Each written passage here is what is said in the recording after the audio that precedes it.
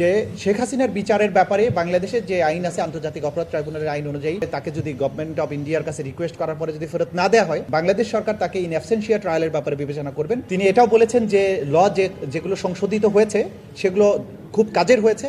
আরও দু একটা বিষয়ে আরও অ্যামেন্ডমেন্টের প্রয়োজন হতে পারে। সেই ব্যাপারে আমরা সম্মিলিতভাবে প্রসিকিউশন এজেন্সির সাথে, চিফ প্রসিকিউটরের সাথে পরামর্শক্রমে আমরা আরও কিছু বিষয় প্রপোজ করব, এটা তিনি বলেছেন। আর তিনি বলেছেন যে শেখ হাসিনাকে ভারত থেকে বাংলাদেশে আনার ব্যাপারে তিনি মনে করেন যে ভারত যেহেতু একটা ডেমোক্রেটিক রাষ্ট্র, তারা ডেমোক্রেসি এবং রুল অফ লয়ের প্রতি শ্রদ্ধা দেখাবেন এবং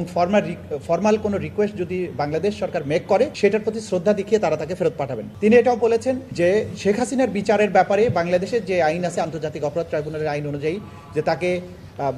তার বিরুদ্ধে ফর্মাল চার্জ হওয়ার পরে তাকে যদি গভর্নমেন্ট অফ ইন্ডিয়ার কাছে রিকোয়েস্ট করার পরে যদি ফেরত না দেওয়া হয়, বাংলাদেশ সরকার তাকে ইন অ্যাবসেন্সিয়া ট্রায়ালের ব্যাপারে বিবেচনা করবেন এবং যদি প্রয়োজন হয় সেই ব্যাপারে আইসিসির পরবর্তী সময়ে যদি ভারত না দিতে চায় আইসিসির কোনো সহযোগিতা নেওয়া যায় কিনা সেটা পরবর্তী সময় বাংলাদেশ গভর্নমেন্ট ঠিক করবেন। তিনি এটা বলেছেন যে মৃত্যুদণ্ড থাকলে যে সমস্ত রাষ্ট্র এক্সট্রাডাইট করতে চান না সেই সমস্ত রাষ্ট্রের ব্যাপারে বলেছেন যে তারা বাংলাদেশের বাস্তবতাটা আলাদা, বাংলাদেশের বাস্তবতায় এখানে এই মামলার ব্যাপারে যে মৃত্যুদণ্ডের বিধান আছে এটার ব্যাপারে ডিসিশন নেওয়ার ক্ষমতা হচ্ছে আদালতের। আদালত ঠিক করবেন যে মৃত্যুদণ্ড দেওয়া হবে কি হবে না, এবং বাংলাদেশ সরকার এই মৃত্যুদণ্ডটা অ্যাবলিশ করবে কিনা এটা বাংলাদেশের জনগণের চাহিদা, এই রাষ্ট্রের বাস্তবতার আলোকে বাংলাদেশ গভর্নমেন্ট ডিসিশন নেবে। এই ব্যাপারে আমাদের কিছু বলার নেই। মোটা দাগে এই কথাগুলি তিনি বলেছেন এবং তিনি বলেছেন তার অতীতের অভিজ্ঞতা থেকে তিনি জানতেন এই ট্রাইব্যুনালে একসময় তিনি ডিফেন্সকে অ্যাডভাইস করেছেন, এখানে কোথায় কি কি সমস্যা হচ্ছে, কি কি কারণে এই ট্রাইব্যুনাল বিতর্কিত হয়েছে সেটা তিনি জানেন এবং বুঝেন। সেই কারণে তিনি এই ইনভাইটেশন গ্রহণ করেছেন, আমাদেরকে অ্যাডভাইস করছেন যে অতীতে যে ভুলগুলো হয়েছে সেগুলো যাতে আর কখনো না হয় এবং ফ্রি, ফেয়ার এবং ইম্পার্শিয়াল একটা ট্রায়াল যাতে হয়,